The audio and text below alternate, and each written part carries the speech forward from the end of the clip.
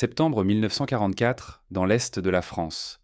Les forces américaines avaient refermé leur étau autour d'une garnison allemande retranchée dans une forteresse. Des murailles de pierre, de l'artillerie, des mitrailleuses couvrant chaque accès.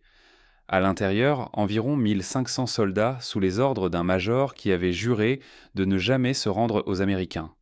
Patton envoya un officier sous drapeau blanc avec un message simple: se rendre immédiatement, éviter un bain de sang inutile, et les hommes seraient traités comme prisonniers de guerre conformément aux conventions de Genève. La réponse du major fut théâtrale, hautaine, prononcée avec une conviction totale. Dites au général Patton que s'il veut cette forteresse, il devra me tuer pour l'obtenir. La phrase se voulait héroïque, inébranlable, le genre de déclaration destinée à galvaniser ses troupes et à impressionner l'ennemi. La réponse de Patton tint en 4 mots: je peux arranger ça. Ce qui suivit ne fut ni un siège interminable, ni une bataille d'usure. Ce fut une destruction méthodique, réglée comme une horloge, qui dura moins de 12 heures et démontra que Patton prenait les gens au mot. La position allemande n'était pas une ligne improvisée, c'était une véritable forteresse, l'une de ces constructions massives héritées des siècles passés, disséminées dans la campagne française. Épaisse muraille de pierre, avantage naturel du terrain en hauteur, accès limité balayé par des feux croisés, galeries souterraines capables de résister aux bombardements, et même un puits pour l'eau. Le major disposait d'environ 1500 hommes, un mélange d'infanterie épuisée, de servants d'artillerie et de quelques officiers venus d'unités différentes qui s'étaient repliés là à mesure que les Américains avançaient. Sur le papier, la position semblait redoutable. Un assaut frontal coûterait cher. Un siège pourrait durer des semaines. La solution la plus prudente aurait été de la contourner, de laisser une force de surveillance et de poursuivre l'offensive. Mais cette forteresse contrôlait un nœud routier crucial. La laisser aux mains des Allemands obligeait les convois américains à de longs détours. C'était un obstacle qu'il fallait faire disparaître. La méthode de Patton était presque toujours la même: proposer la reddition en premier. Non par pitié, il n'était pas tendre, mais par efficacité. Une position qui se rend ne coûte ni temps ni vise américaine. Une position qui résiste coûte les deux. Il envoya donc son ultimatum. Conditions standard: se rendre, être correctement traité, partir en camp de prisonniers, survivre à la guerre. L'alternative, un combat perdu d'avance qui ferait des morts des deux côtés. Le major refusa. Mais il ne se contenta pas de dire non. Il invoqua l'honneur, le devoir, son serment de ne jamais capituler. Et il lança un défi personnel à Patton: vous devrez me tuer pour prendre cette forteresse. D'autres commandants auraient peut-être vu là une ouverture pour négocier, proposer de meilleures conditions, tenter de le convaincre qu'une reddition n'était pas un déshonneur.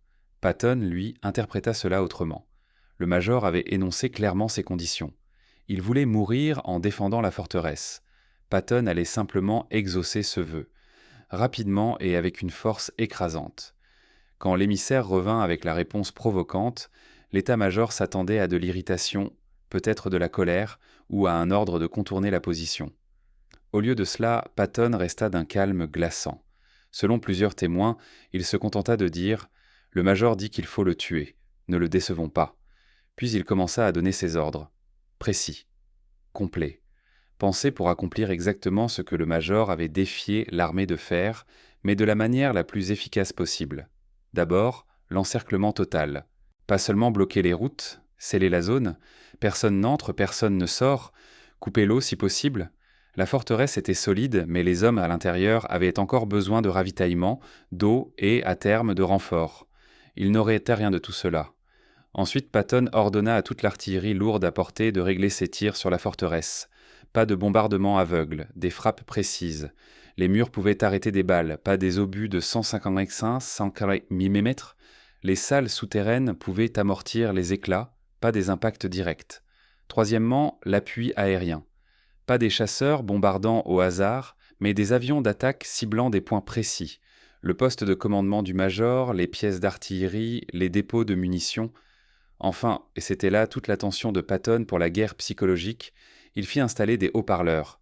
Les Allemands sauraient exactement ce qui allait arriver. Pas comme une menace, mais comme un programme. À telle heure, l'artillerie. À telle heure, les frappes aériennes. À telle heure, l'assaut. Leur laisser le temps de réfléchir. Le temps de comprendre que la posture héroïque de leur commandant risquait de tous les faire tuer. Patton précisa aussi à ses propres officiers qu'il ne s'agirait pas d'une opération prudente et progressive. Le major voulait un combat. Il l'aurait, mais si écrasant, si concentré, si parfaitement coordonné, qu'il serait terminé en quelques heures, pas en quelques jours. Le message à ses troupes était clair. La reddition avait été proposée. Elle avait été refusée. Ce qui suivrait serait le résultat de ce choix. L'attaque commença à l'aube. Non par tradition, mais parce que Patton voulait que les Allemands passent toute la nuit à attendre. Les haut-parleurs avaient diffusé le programme. Ils savaient qu'au lever du jour, l'artillerie parlerait. Ils avèrent des heures pour douter, pour discuter, pour que les moins fanatiques commencent à remettre en question la décision de leur major. Quand le soleil se leva, les canons ouvrirent le feu exactement comme annoncé. Pas de tirs dispersés, des salves coordonnées martelant des secteurs précis des remparts. L'objectif n'était pas seulement d'endommager, mais de démonter méthodiquement le système défensif. Les murs faisaient en plusieurs mètres d'épaisseur. Ils pouvaient encaisser beaucoup, mais pas indéfiniment. Mais Patton avait justement fait amener des pièces lourdes conçues pour Rotroi pour réduire des fortifications. Obus après obus s'abattirent toujours aux mêmes endroits, martelant la pierre, ouvrant des brèches, fragilisant les murs, mettant à nu l'intérieur de la place forte. L'artillerie allemande tenta de répondre, mais la contre-batterie américaine fut immédiate et d'une précision implacable. À peine un canon allemand tirait-il que, quelques minutes plus tard, des obus s'écrasaient déjà sur sa position. Les servants comprirent très vite qu'ouvrir le feu équivalait à signer leur arrêt de mort. Après 2 heures de bombardement, l'aviation entra en scène. Des P-47 Thunderbolt chargés de bombes de 250 kg, pas de tapis de bombes, mais des frappes chirurgicales sur des objectifs identifiés. Le poste de commandement du major fut touché de plein fouet à 3 reprises. Un dépôt de munitions explosa, provoquant des détonations secondaires qui secouèrent toute la forteresse. La porte principale vola en éclats. Pendant tout ce temps, les haut-parleurs continuaient de diffuser leurs messages. Ils décrivaient ce qui se produisait, annonçaient ce qui allait suivre et offraient une dernière chance de se rendre avant l'assaut terrestre. Le message était limpide. Quiconque voulait vivre pouvait sortir les mains en l'air et serait traité correctement. Et certains le firent. De petits groupes de soldats allemands commencèrent à se rendre. D'abord quelques-uns, puis des dizaines. Ils se glissaient hors des brèches, les mains levées, marchant vers les lignes américaines, choisissant la vie plutôt que le serment de leur commandant. Le major tenta de rétablir la discipline. Il fit abattre des hommes qui cherchaient à se rendre, les traitant de traîtres. Mais loin de restaurer l'ordre, cela acheva de briser le moral. Les soldats comprirent qu'ils étaient pris au piège entre la puissance de feu américaine et un chef prêt à les faire mourir pour son idée de l'honneur. En milieu de matinée, la forteresse n'était plus qu'un champ de ruines. Les murs étaient éventrés en plusieurs endroits. Les pièces d'artillerie réduites au silence. La chaîne de commandement pulvérisée par les frappes ciblées sur le quartier général. C'est alors que l'infanterie américaine passa à l'attaque, non pas par un seul point, mais par toutes les brèches en même temps. Des chars Sherman s'avancèrent à bout portant et tirèrent directement dans les ouvertures. Des lance-flammes nettoyèrent les bunkers. Les sapeurs firent sauter les derniers points d'appui. Et c'est là ce qu'il y a de plus frappant. Ce ne fut pas le combat confus et sanglant auquel on s'attend dans l'assaut d'une forteresse. Tout se déroula de façon méthodique, presque mécanique. La préparation de Patton avait été si complète qu'il ne restait plus grand-chose à conquérir.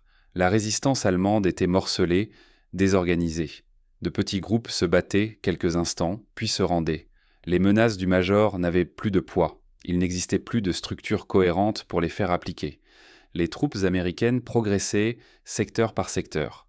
Les haut-parleurs les accompagnaient, diffusant en allemand des appels à la reddition, promettant la sécurité à ceux qui déposeraient les armes, rappelant que continuer le combat relevait du suicide, pas de l'héroïsme. Le major fut retrouvé dans ce qui restait de son bunker. Il s'y était retranché avec une poignée de fidèles. Lorsque les Américains firent irruption, il aurait pointé son pistolet vers eux. Un sergent américain l'abattit, sans discours, sans mise en scène, simplement pour neutraliser la menace. Le major avait dit que Patton devrait le tuer. C'est exactement ce qui arriva. Les quelques soldats encore avec lui se rendirent aussitôt. Ils avaient obéi jusqu'au bout, mais une fois leur chef mort, ils n'avaient aucune envie de mourir à leur tour. Du premier obus au dernier drapeau blanc, toute l'opération dura moins de 12 heures. Les pertes américaines furent de minimes, quelques blessés dus à des tirs isolés, aucun mort. La préparation rigoureuse et la supériorité écrasante avaient rendu le combat presque anticlimactique. Côté allemand, les pertes furent lourdes. Le major était mort, comme il l'avait proclamé. Environ 200 soldats furent tués, principalement sous les bombardements ou lors de l'assaut final. 300 autres furent blessés. Le millier restant se rendit. Lorsque les officiers du renseignement inspectèrent la forteresse, ils découvrirent à quel point l'autorité du major s'était déjà effondrée avant même l'attaque. Des notes d'officiers subalternes mettant en doute la décision de combattre. Des preuves d'exécution de soldats qui tentèrent de se rendre. Tous les signes d'un moral brisé depuis des jours. Le major croyait que sa défiance inspirerait ses hommes. Elle les avait enfermés dans une position intenable, sous les ordres d'un chef qui préférait les voir mourir plutôt que capituler. Le lendemain, Patton visita la forteresse. D'après ceux qui l'accompagnaient, il ne manifesta ni triomphe ni satisfaction. Il se contenta de constater, le major avait dit qu'il faudrait le tuer. On l'avait fait.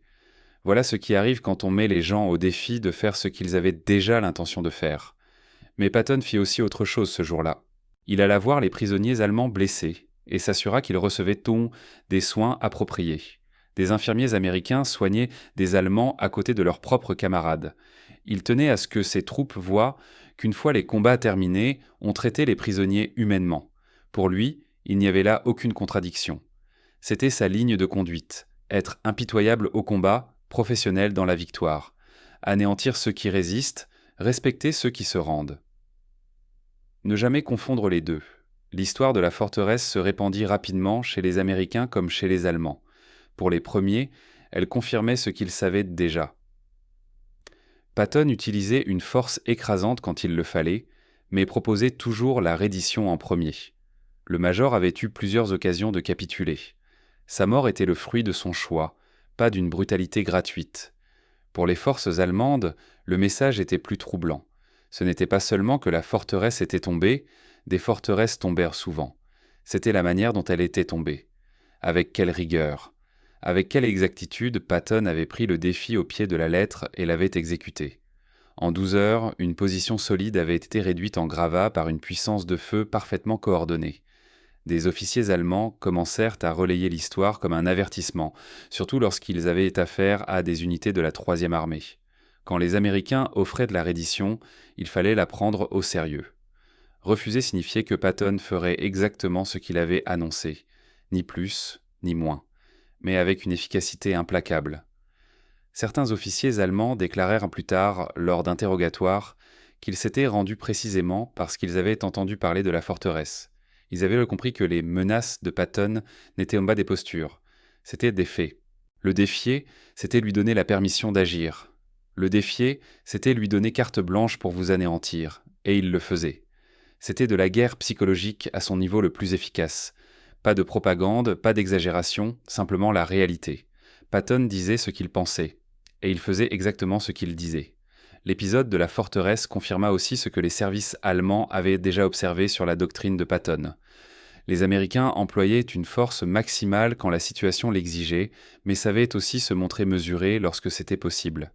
Ils n'étaient pas brutalement violents au hasard. Ils étaient impitoyables de façon prévisible, uniquement envers ceux qui choisissaient de se battre. Et cette prévisibilité était presque plus terrifiante qu'une violence aveugle. On savait exactement ce qui arriverait si l'on refusait de se rendre. On savait précisément comment Patton répondrait à la provocation. Le choix vous appartenait. Les conséquences aussi. Avec le recul, on peut se demander ce que la défiance du major a réellement produit. Il voulait défendre l'honneur allemand, prouver que tous les officiers ne se rendraient pas docilement, faire payer aux Américains leur avance.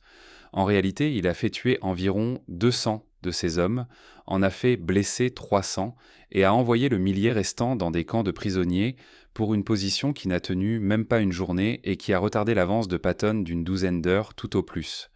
S'il avait accepté la reddition dès le départ, les 1500 soldats auraient survécu. Ils auraient pas allé passer le reste de la guerre dans des camps relativement sûrs. Beaucoup seraient probablement rentrés chez eux après la fin du conflit. À la place, des centaines sont morts ou mutilés. Et pourquoi ? La forteresse est tombée quand même. Le carrefour routier était aux mains des Américains avant la nuit. L'offensive de Patton a repris sans ralentissement notable. C'est l'arithmétique brutale de la guerre que certains chefs idéalistes oublient parfois. Les derniers combats héroïques font de belles histoires, mais ils ne changent pas l'issue lorsqu'on affronte une force écrasante. Ils ne font qu'augmenter le nombre de morts. Le major croyait que sa défiance compterait, que sa volonté de mourir inspirerait ses hommes, peut-être même ferait hésiter les Américains. Patton, lui, n'a pas hésité. Il a simplement engagé davantage de puissance. Il y a là une leçon de commandement qui dépasse largement le cadre militaire. Quand on lance des déclarations dramatiques, vous devrez me tuer, je ne me rendrai jamais, il faut être prêt à ce que l'adversaire les prenne au pied de la lettre. Certains le feront. Patton était de ceux-là. Il ne voyait pas dans la provocation une ouverture à la négociation, mais l'expression d'un choix. Tu veux te battre jusqu'à la mort ? Très bien. Cela peut s'organiser. Le major allemand a compris cette leçon trop tard. Ses hommes l'ont apprise au prix de leur vie ou de leur liberté. D'autres officiers allemands l'ont comprise à temps, et se sont rendus quand on leur en a donné l'occasion. La forteresse est tombée en septembre 1944. Le major y est mort comme il l'avait juré. Son nom est aujourd'hui presque oublié, l'emplacement exact importe peu. Ce qui compte, c'est ce qui s'y est joué. Avec Patton, la défiance théâtrale ne prolongeait rien. Elle ne faisait que modifier l'intensité de ce qui allait suivre. D'autres commandants auraient pu se sentir insultés par un « vous devrez me tuer » et chercher à prouver qu'ils n'étaient pas des monstres, en proposant de meilleures conditions ou en menant une opération plus prudente. Patton, lui, a pris cette phrase pour ce qu'elle était, une préférence exprimée, et il a agi en conséquence. Il y a là quelque chose de presque froidement logique. Le major avait posé ses conditions. Seule la mort le ferait capituler. Patton les a satisfaites, efficacement, professionnellement. Le major a obtenu exactement ce qu'il demandait. Pour un regard moderne, cela soulève des questions inconfortables. Patton aurait-il dû insister davantage pour le convaincre ? Aurait-il dû hésiter à tuer un homme qui, au fond, se livrait à une forme de suicide militaire ? Ou avait-il raison de prendre les gens au mot et de ne pas perdre de temps avec ceux qui avaient déjà choisi ? Y a-t-il dans le fait d'exaucer un souhait, même lorsqu'il est mortel, quelque chose qui tient presque du respect ? La réponse dépend sans doute de la manière dont on conçoit le commandement et la responsabilité. Ce qui ne fait aucun doute, en revanche, c'est le résultat. Le major avait dit « Vous devrez me tuer ». Patton l'a fait. Et tous les autres commandants allemands qui ont entendu cette histoire ont appris à peser très soigneusement leurs paroles face aux négociateurs américains. Parce qu'avec Patton, les défis n'étaient pas des dissuasions, c'étaient des permissions. À votre avis, Patton aurait-il dû chercher davantage à éviter la mort du major, ou celle-ci relevait-elle entièrement de sa propre responsabilité ? Partagez votre point de vue. Et si vous voulez d'autres histoires sur le leadership, les choix et leurs conséquences, abonnez-vous. À la prochaine.